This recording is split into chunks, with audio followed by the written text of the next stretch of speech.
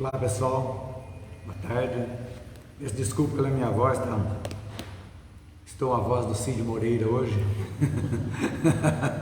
Tomara fosse, né? Mas é a rouquidão também. Pegou, mas tudo bem, mas vai dar para tocar.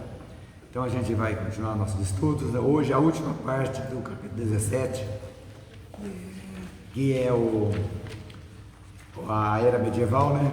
Nós estamos estudando a idade medieval, e semana que vem nós vamos iniciar o 18, que aí vai ser muito bom o estudo também, que se chama Os Abusos do Poder Religioso. Vai ser interessante. Mas antes de nós reiniciarmos o nosso estudo, nós vamos juntos orarmos com a nossa irmã Marina. Senhor Jesus, irmão querido, o Senhor mesmo nos diz: eu sou o caminho, a verdade e a vida, e ninguém vai ao Pai se não for através de mim. Então, Senhor, mostra a todos nós o caminho que leva até nós. Nós só temos que agradecer, Senhor, pela oportunidade de nós estarmos aqui reunidos em Seu nome para mais uma tarde de estudo e de passes. Pedimos também que o Senhor nos proteja, nos fortaleça e encha de fé e de esperanças os nossos corações. Peço também, Senhor, para as pessoas que deixaram nomes abertos, os encarnados e os desencarnados. Peço também de uma forma toda especial para a Shirley e a sua mãe, Miriam, que o Senhor possa ir até a casa delas, abraçá-las, dar força, coragem e muitas esperanças e muita paz também para elas, Senhor Jesus.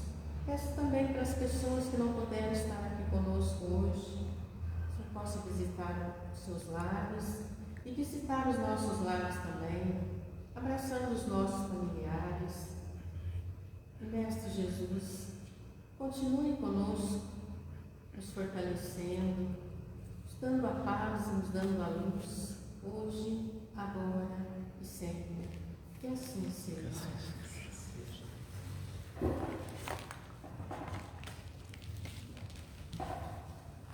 Então, pessoal, vamos falar um pouquinho hoje sobre Carlos Magno, um dos imperadores do Império Carolíngio, que nós já estudamos lá no nosso tempo de colégio. E a gente vai entender que na realidade nada ocorre por acaso. E a espiritualidade, mesmo respeitando o livre-arbítrio das pessoas, de nós, os seres humanos, sempre manda seus enviados, sempre, em todas as épocas, seres iluminados que chegam para orientar e tentar refazer aquilo que foi desarticulado às vezes anteriormente, como estudamos há pouco semana passada, sobre o Islã, que Maomé veio com um objetivo de fortalecimento do cristianismo e chegou aqui, criou-se uma nova dissidência, tudo bem? Respeitando, mas o mundo espiritual está sempre presente, olhando, analisando e enviando enviando aquelas pessoas, espíritos já nobres, né, já um tanto quanto mais elevados que a turma daqui, para, assumindo a forma humana, vivenciando os tempos naturais daquela época, que eles também, esses enviados de luz, sofrem com o esquecimento do passado. Faz parte de todos nós que reencarnamos, tudo aquilo que a gente é, tudo aquilo que a gente se propõe, nós esquecemos e vamos ter insights, podemos dizer assim, né? Reminiscências que vão nos guiando as nossas escolhas. Nem sempre acertamos, mas o intuito realmente é de melhora.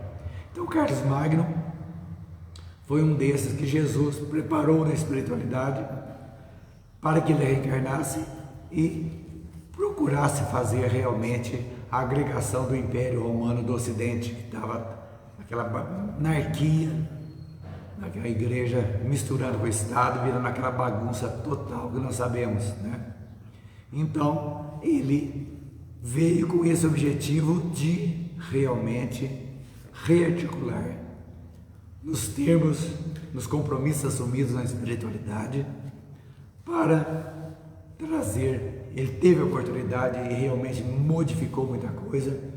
Seu reinado durou 46 anos, que foi da época 46 anos, praticamente meio século, né? Foi uma coisa muito interessante. Ele conseguiu fazer o que ele fez. Intensificou muito a cultura, corrigiu defeitos administrativos que imperavam, né, os povos totalmente desorganizados, né? Aquilo ali dentro da Itália mesmo, vários reinos, aquela bagunça toda ali que nós já vimos. E uniu realmente, ele foi o preservador da latinidade, né? Que veio exatamente para isso. Então, realmente, ele cumpriu dignamente a sua missão. Então, que ele tinha uma capacidade muito grande de falar com Deus, podemos dizer assim. Nas suas meditações, ele entrava em êxtase quase, recebendo essas orientações, e realmente ele chegou a tocar até um Papa, né? Numa noite de Natal, Emmanuel fala aí, né? Que numa noite de Natal aqui estava aquele clima tão bonito, tão elevado, que inclusive aquelas ondas de vibrações, né? Que a gente deve ser a coisa mais gostosa do mundo, quando você está num lugar que está flutuando praticamente, né? O Papa sentiu-se tocado também, eu esqueci o nome do Papa, já vou lembrar o nome aqui, para a gente falar, e criou-se aquele ambiente de luz. Quer dizer que foi uma pessoa muito importante, Leão III. Foi o Papa que foi tocado por esse, como diz a Emmanuel aqui, pelo arrebatamento, né, espiritual. Então ele aproximou-se de Carlos Magno e colocou a coroa sobre a sua fronte, né? Então, e ele fala daquele momento que eles realmente seriam imperadores romanos. Então, e houve um entrosamento perfeito entre Carlos Magno e Roma. Ele se sentia em casa. Então a gente não sabe, pode ser também que é uma reencarnação daqueles do mesmo século ou século antes, que já fazia parte do Império Romano, que foi de alguma forma sacrificado, não foi compreendido e pediu para voltar mais amparado e conseguiu. Isso foi, quer dizer, foi uma coisa muito interessante mesmo para a gente entender. Então, quem foi Carlos Magno? Vamos fazer um resumo agora para a gente entender. Ele nasceu em 742 e morreu em 814. Ele fazia parte da dinastia dos Carolíngios, um dos mais importantes da Idade Média, que dominou o Império Carolíngio, a maior parte da Europa Central. E ele, quando foi coroado, tornou-se imperador, né, absoluto do Sacro Império Romano, do Ocidente, de tudo lá. Então, onde ele nasceu? Da data, 2 de abril de 742, ele nasceu. Quem era neto de quem? Vocês lembram que nós falamos na semana passada sobre as guerras do Islã, que Carlos Martel brecou a expansão, não deixou eles entrarem na Itália. Então Carlos Magno era neto de Carlos Martel. Então, e Carlos Martel libertou então o cristianismo da ameaça islâmica, né? E quem foi o pai de Carlos Magno? Pepino o Breve, Pepino. Foi muito rápido o reinado dele. Então, Pepino era filho de Carlos Martel e pai de Carlos Magno. Desculpe minha voz que está... Ele devia ser pequenininho, o Pepino. Não vai conseguir levar tudo. Eu Vamos ver. acho que o Pepino era Pequenininho, né? É, A minha voz, eu falei que era como é que eu falei? Do Cid Moreira. Tá virando Pato Donald. Você termina mais cedinho, que senão você... Tá, verdade. Mas vamos fazer, vamos tocar devagarzinho. Vou procurar falar mais devagar. Né? Sem força. Quais foram as ações mais importantes de Carlos Magno? A reunificação de várias partes da Europa, né? Que estavam fragmentadas desde que o Império Romano Ocidental desfragmentou, né? Nós já vimos. Lá em 476. Olha as datas. A queda do Império Romano Ocidental em 476. Ele nasceu em 742. 300 anos, ou mais, 400, quase 400 anos depois. Então presume-se, a gente está presumindo aqui que ele realmente já tinha vivido em Roma, que ele se sentia tão ambientado ali que realmente ele veio com esse objetivo mesmo, né? Então a cultura dele teve um avanço fantástico durante esses 46 anos. A administração modificou o jeito de administrar, expansionismo militar também foi diferente. Então ele realmente era uma pessoa especial, que ele contribuiu de modo muito grande para a disseminação da religião católica já. Ele foi um dos fatores incentivador das letras, das artes, valorizador do ensino. Olha, você entendeu? Os professores foram muito bem valorizados por ele, o ensino. Então, a primeira reforma educacional da Europa foi no reinado dele. Isso é muito importante a gente entender. Ele reformou o ensino. Pergunta do milhão. Pergunta do milhão, é verdade. Né? Então, as escolas, disseminaram as escolas. Começaram a funcionar em mosteiros, bispados, as quais incluíam, olha que interessante, gramática, retórica, dialética, aritmética, geometria, astronomia e música. Tudo isso nessa época. Foi plantando, então a gente fala assim, a pessoa já está, vem com aquela habilidade para alguma coisa, né? Aptidão, já viveu lá. Geometria, música. Olha que interessante a gente saber isso aí. Então, gente, coisas muito boas aconteceram também. Lógico, o poder, os olhos grandes, o nariz em pé, do orgulho, do egoísmo, realmente mexeu muito e mexe com as pessoas, né? Mas muita coisa boa ocorreu, que também podemos dizer que tudo isso aí foi um facho de luz na Idade Média. As pequenas coisas que houveram, tantas coisas ruins, né? Tantas perseguições, cruzadas, que mais? Inquisição, mas ao mesmo tempo a igreja teve um papel bom também nesse ponto de instruir, alfabetizar nos mosteiros, frades. Então, nesse salseiro todo aí, teve coisas boas acontecendo também. Sinal que o leme está sempre com espiritualidade maior. Coisa boa sempre tem, né? Mesmo na escuridão, como nessa época aí da aquisição, sempre tem alguma coisa de iluminado, não é? Tem. Sempre tem. Olha aí o que você está acabando de falar. Então, não é? são coisas que passam batido pra gente, né? Essas coisas. quem tem olhos Não para faz a ver. história, né? A história não é feita dessas coisas assim. É verdade. Então essas coisas são muito interessantes para a gente começar a entender isso aí. E aí, ele então foi um marco importantíssimo da história, não só da evolução da Terra sob o ponto de vista espiritual, mas da história geral da humanidade também. Sabe que eu sempre penso o lado oposto das coisas. Tudo tem o lado oposto. Você vê ele, o imperador, isso tudo, o lado oposto, a religiosidade, a atenção para Jesus, Jerusalém, aquilo tudo. O oposto das coisas.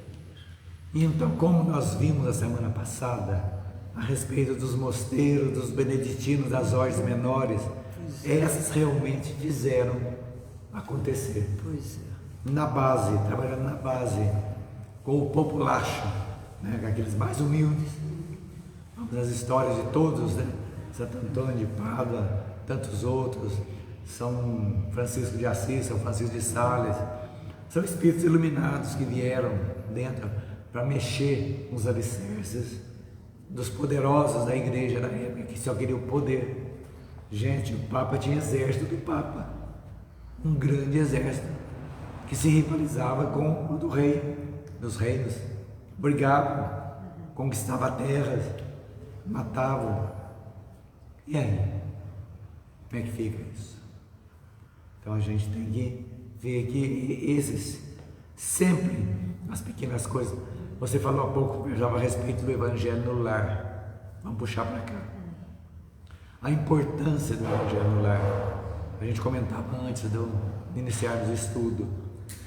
É aquele pequeno fósforo na escuridão que vai levando a energia boa que chega no lar e através daquele momento de introspecção, o morador do lar, ou moradores, ou de um morador, se espalha essa energia. E hoje nós sabemos que nós somos energia, tudo é energia. A matéria é uma energia condensada, nós já estudamos na Gênese, e a física quântica veio agora e comprovou realmente. Nós já sabemos. Estudamos lá o fluido cósmico universal, que tudo é energia e condensa-se tudo. Então, quando nosso pensamento transforma-se em energia, nós estamos interferindo nas pessoas pelo bem, como nós interferimos pelo mal também, né? Quando desejamos o mal, fazemos coisas negativas com as pessoas.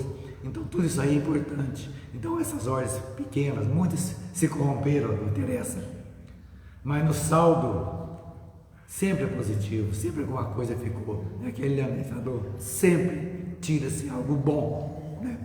Tudo que é perdido, né? Sempre tem tudo, coisas boas mesmo. Coisas boas acontecem. acontecem. O lado oculto das coisas. Sim, a gente tem que ver isso aí, porque senão não teria sentido nem a vida da gente, né? Então agora nós vamos falar um pouquinho, desculpa eu estou adiantando um pouquinho, porque a voz hoje está tocando. Eu acho uma coisa interessante que está aqui no livro, a Basílica de São Pedro, que ele fazia. Então, nessa noite do Natal de 800, né, quando o seu pensamento em prece se elevava a Jesus na Basílica de São Pedro. É interessante que nós estamos falando do século VIII, sabe? Já existia do que veio a ser a grande porque catedral. o papado foi em 607, né? Em 800 já tinha o Papa. Basílicazinha. Verdade. É uma história bonita, inclusive, quem quiser fuçar a Catedral de São Pedro. É uma história bonita e vem dessa época pequenininha. Quantas coisas mexeram, quanto tempo. A gente já comentou que sobre a Biblioteca do Vaticano, né? Pois é.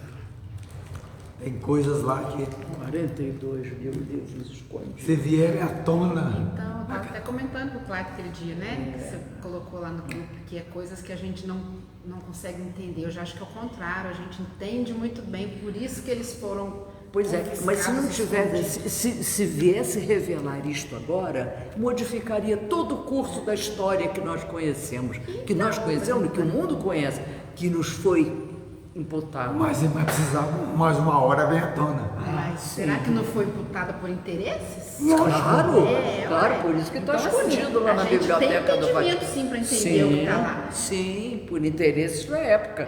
Só que Da época de hoje os também. séculos mudaram, né? E se forem mexer naquilo ali, olha, vai mudar o curso da história. Até hoje, trancafiado aquilo lá. Curso da Hoje, história, hein? alguns livros lá, algumas partes daquela biblioteca lá do Vaticano, é trancafiado até Olha, hoje. Ninguém tem acesso. Dizem as teorias de conspiração que tem lugares do Vaticano que nem o Papa tem acesso. Pois é.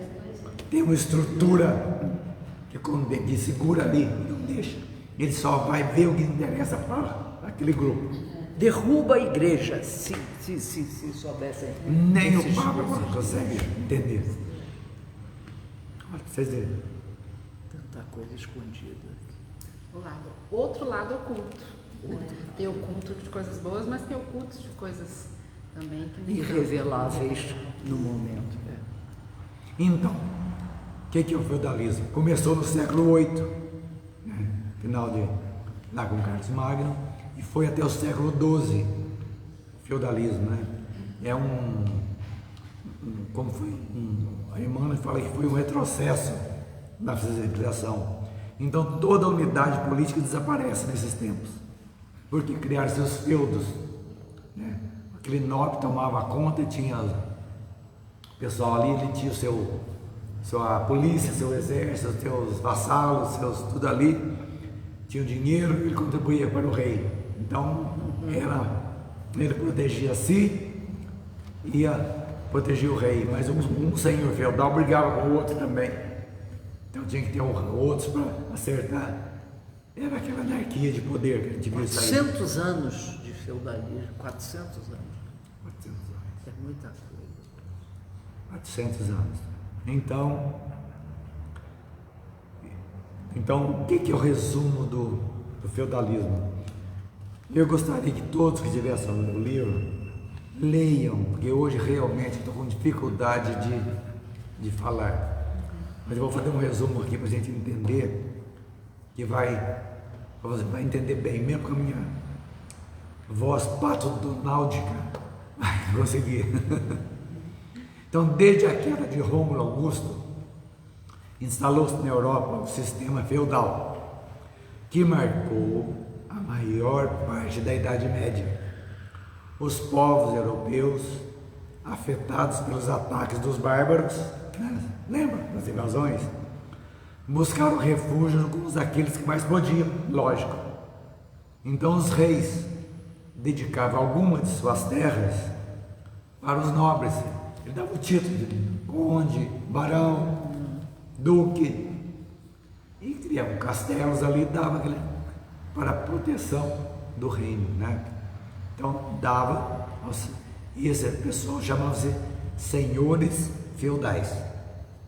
Então aqueles tinham o castelo, que a gente tem muitos castelos, tal, ao redor do castelo, aldeia, tudo ali, faziam parte do reino, né?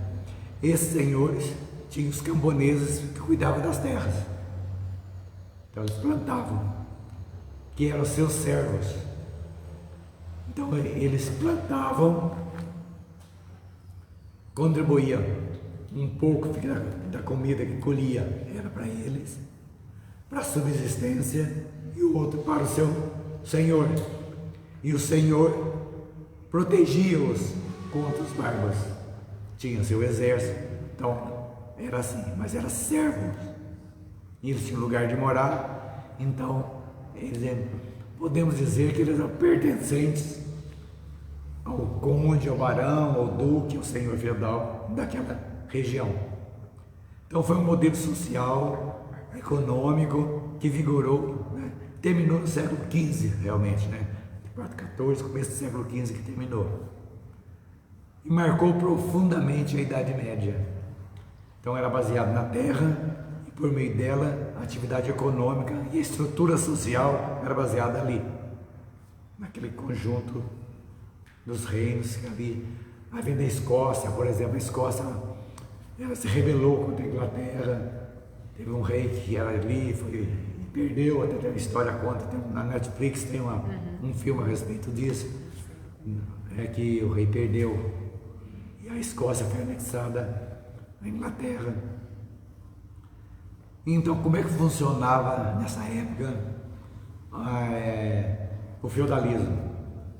Como era dividida a sociedade? Então, era ser dividida entre o clero, os nobres e os servos. Os três. Clero, igreja, os nobres e os servos. A igreja Sempre, sempre mamando, tenha dúvida. sempre, né? E o poder estava, então, centralizado no senhor feudal. Então, ele era ali dentro daquele feudo da sua província ali, ele era soberano, não era rei. Ele prestava, como que eu falo, obediência ao rei. A Itália, por exemplo, a França, era dividida em vários feudos, tudo ali para dividir e de proteção geral contra as invasões. Então, o que era? O clero cuidava do quê? Da espiritualidade, entre aspas, né? Entre aspas. Também da grana. O senhor feudal das terras, né? E os servos trabalhavam. Ralé. Tinha a terra que eles dividiam a produção do seu senhor feudal, né? Então, agora a gente fala assim, né? Por que os servos sempre existiram? Nós sabemos por quê. O servo de hoje foi o nobre de ontem, que está reequilibrando as reencarnações passadas. Então a gente fala, que pena, coitadinho, sofrendo tanto, né? Lógico, devemos ter compaixão, ajudar, mas ninguém sofre ou nasce numa situação adversa por acaso. Não existe acaso. Existe justiça. Mas ao lado da justiça tem a misericórdia, que vai atenuar a justiça.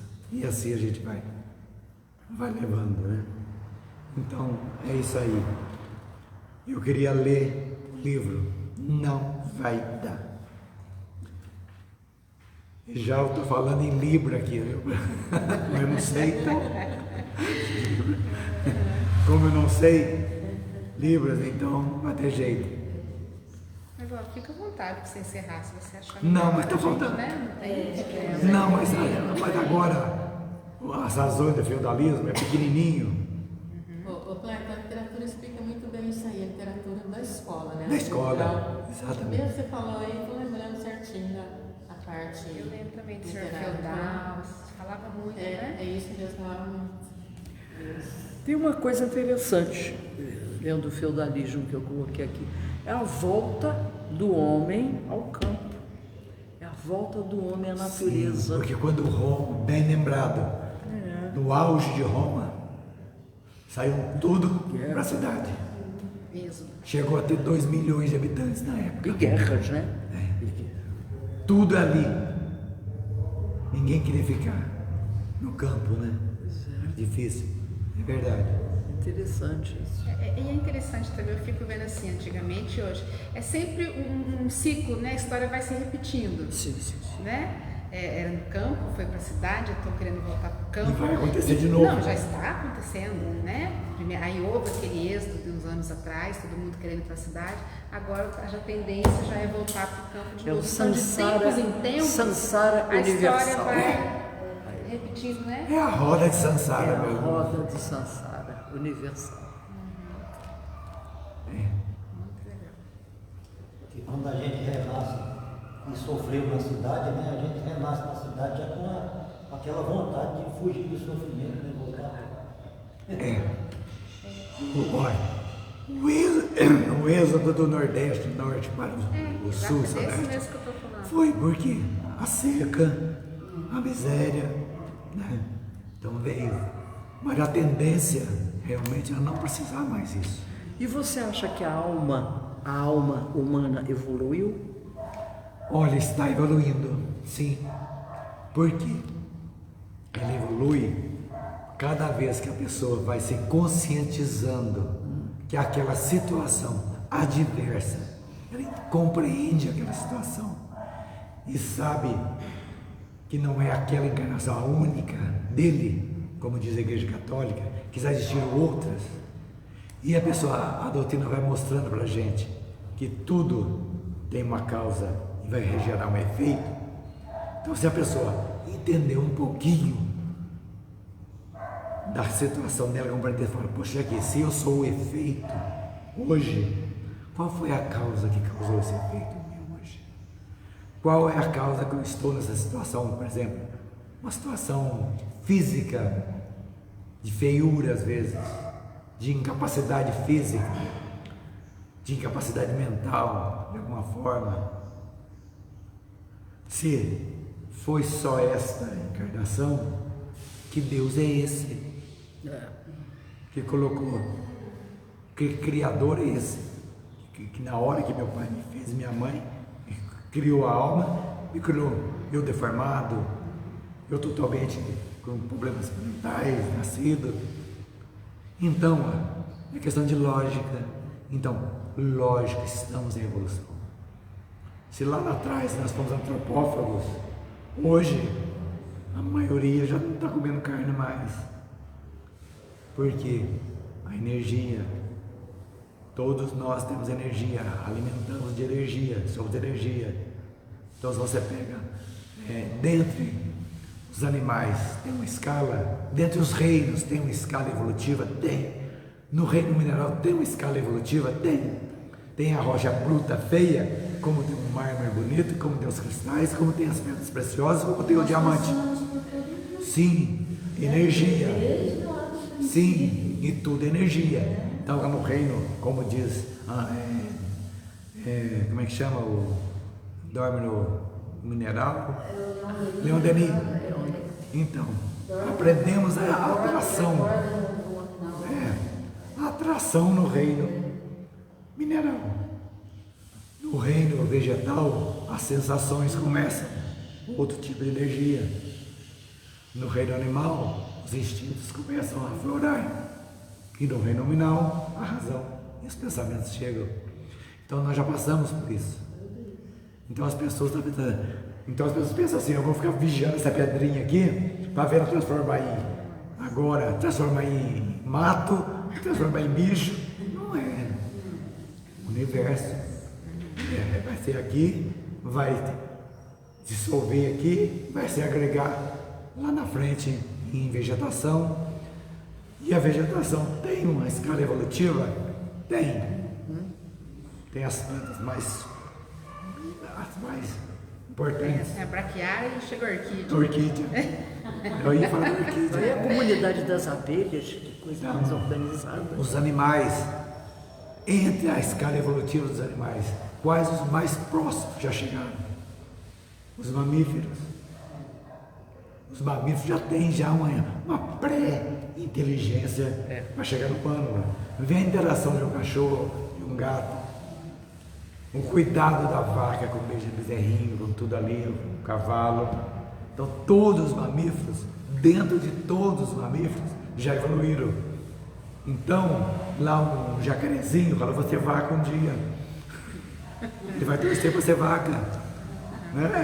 Pode dizer, aquele bichinho mais feio lá, aquela ameba lá, falou, meu Deus, sou uma ameba dentro, lá dentro do cocô, agora eu vou sair um dia, eu vou ser um ratinho, de repente você indo. Então a evolução se dá em todos os reinos, até chegar no reino da razão. Aqueles elementais, né? Elementais. Os bichinhos feios, porque eu disse que são muito feios, né? São os bichinhos das florestas. Mas tem uma transição do animal para o hominal. Eles estão ali naquele tempo que é necessário onde eles precisam estar. Exatamente. Então tudo A evolui. história de elementais é a coisa mais interessante da gente ver. Não é? Eles Então, dão conta mesmo, eles ficam nas florestas, nos jardins. Então são os animais chegando do reino hominal. O espírito deles. Então é como se fosse uma linha de montagem, que começa lá no mineral e vai indo, agregando, controle de qualidade. A pedrinha feia, oba, você vai ser um cristalzinho na próxima. Oba! Você é um cristal. Vou chegar a diamante. Então, assim vai seguindo. Por quê? As pessoas falam, mas por que tem tanta diferença no reino, né, mineral, então? Porque tudo evolui.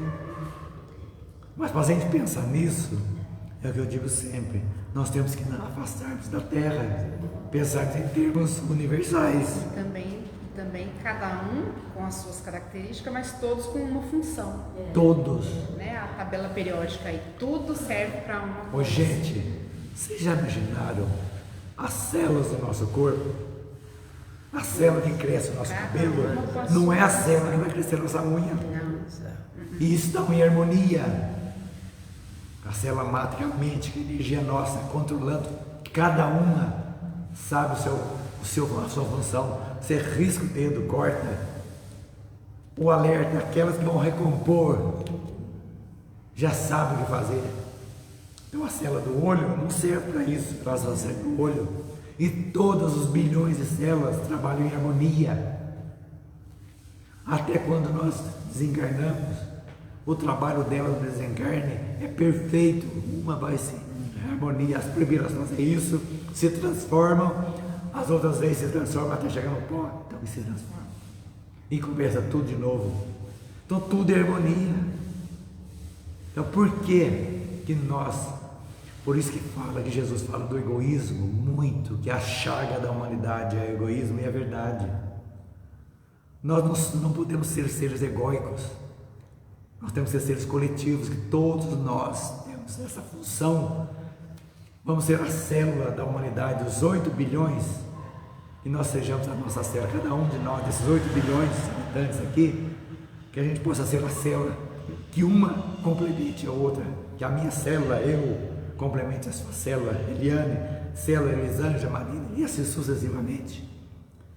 Entendendo a fraternidade, o amor incondicional, que é o nosso objetivo. Amor incondicional é amar por amar, que ninguém é melhor do que ninguém, somos todos iguais em evolução. Agradecendo aqui o que recebemos aqui, estendendo a mão para trás para aquilo que está vindo, puxando para que ele não caia. Esse é o objetivo. Então você fala do Evangelho, da necessidade do Evangelho, de conhecimento, de estudo, é por isso. Porque o Evangelho no lar, voltando ao Evangelho no lar, nada mais é que o estudo de pequenas coisinhas, não tem pressa. O Evangelho nós estudamos aqui em 3 anos. Você lembra que nós começamos aqui, foi 3 ou quase 4 anos sobre o Evangelho, pouquinho, mas que dá discussões enormes no campo da moral, né? De melhor humana que a gente precisa. É isso que a gente precisa. O resto são todos componentes da vida, o trabalho, a roupa, o emprego, a família, são componentes, mas importantes somos nós. Porque nós somos os seres mais importantes para nós, sem egoísmo. Porque a nossa vida, a nossa evolução não depende de ninguém além de nós mesmos. Depende de mim, de você, de você, de você, de você. Então é isso que a gente tem que entender. E nós somos responsáveis.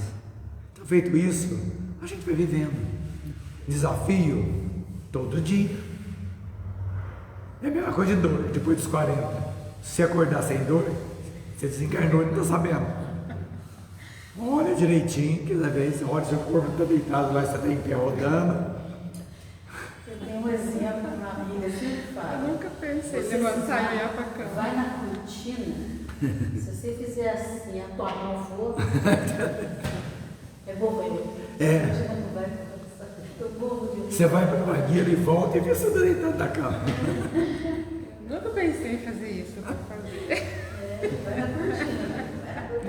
De olhar para ver se eu estou deitada lá.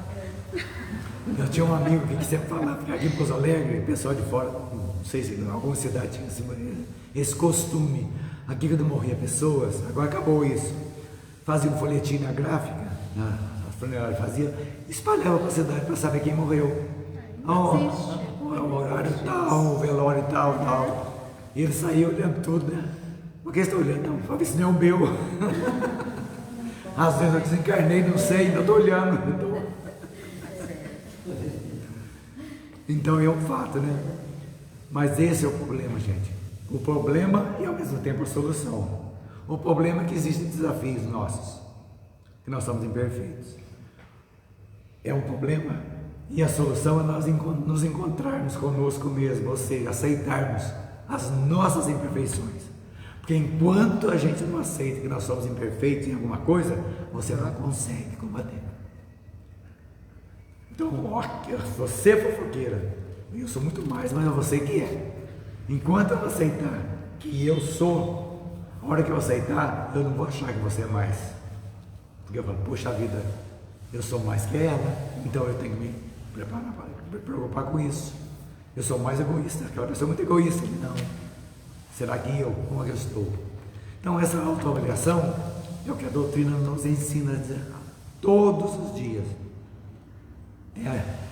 Reconhece o verdadeiro espírita pela sua transformação moral e pelos esforços que faz para dominar as suas más inclinações. Então, gente, as razões do feudalismo foi isso, né? A missão de Carlos Magno veio, né, exatamente para trazer cultura, corrigir defeitos, e foi o melhor possível na época, dada a inteligência, os costumes da época, foi o melhor possível arranjar com aquilo que já está ali. Vamos melhorar o possível disso aí. É a mesma coisa, gente. Olha os exemplos doidos. Você faz uma sopa muito salgada que não tem jeito de arrumar, né? Então você põe uma batata crua lá dentro para tirar um pouco do sal. Então já não vai perder a sopa. É a mesma coisa. Então você aproveita-se aquilo ali que pode ser melhorado para não destruir tudo e começar de novo. Então a gente vai indo devagarzinho. E ele veio para isso. Então foi a renascença carolíngia que foi dado para nós, isso aí para a gente saber, o reinado dele. E no plano imperial ele cumpriu a sua missão. Raros foram aqueles que cumpriram a missão. E Carlos Magno realmente cumpriu aquilo que ele foi proposto para a sua chegada à Terra. Ele cumpriu dignamente. Lógico, não foi, com certeza, não foi um completista, mas basicamente ele conseguiu muitas coisas. Salvou alguma coisa. Muita coisa boa que ele levou, muito bem. Agora, para descansar um pouco, alguém conta alguma coisa a respeito disso aí, senão eu vou começar a falar em Libras mesmo. Fala de história, a Marina já deu a Eliana, agora vamos ver. Geraldinho não falou nada ainda. Gente, pelo amor de Deus. Sobre o feudalismo, nos livros assim, que a gente vê de literatura, né? Então era cercado assim, então ali tinha tipo um castelo, É um castelo. Uma casa grande, né? E em volta os servos tinham as casas deles ali, então no meio era como se fosse Um pátio. um pátio, exatamente. Em volta, assim, sempre nos livros traziam esses desenhos, né? É muito interessante isso aí. E a igreja tinha um poder tão grande que eles é que eles designavam. Não, dá um título de duque para esse daqui. Não, esse aqui vai ser um conde. Essa doação de títulos era muito pela igreja. Como é que chamava aquele cardeal francês que mandava no rei? Richelieu. Era a eminência parda. Eu que mandava. Mandava no tudo. Porque tinham grandes terras, eles tinham muito dinheiro e É um muitas poder. propriedades. E muitas propriedades. Gente, mais uma vez pedindo desculpa pela voz, mas consegui. A duras penas. Eliane, faz oração hoje? Você faz? Minha cabeça estava. Vamos dizendo, gente, um abração para todos. Mais uma vez, desculpas. Vamos encerrar com a oração que a Elisane vai fazer por nós.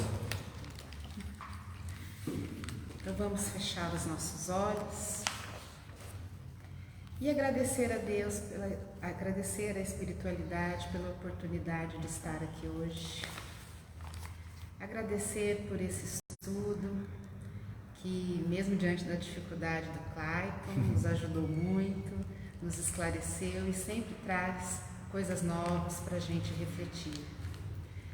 Vamos pedir à espiritualidade que fluidifique a água que vamos beber, a água que vocês também têm na sua casa, que essa água, que a espiritualidade possa colocar nela todo o remédio necessário para a nossa cura espiritual, para a nossa cura física, e que ela nos fortaleça para continuar na nossa caminhada diária. Vamos pedir também que os nossos amigos possam fazer uma visita a todos os lares das pessoas que estão aqui, das pessoas que estão com os nomes nos cadernos, e possa levar a esses lares a paz, o conforto, o ânimo e todas as coisinhas que nós precisamos. Nós te agradecemos, Pai, mais uma vez, que assim seja. Graças a Deus. Achei bonitinho.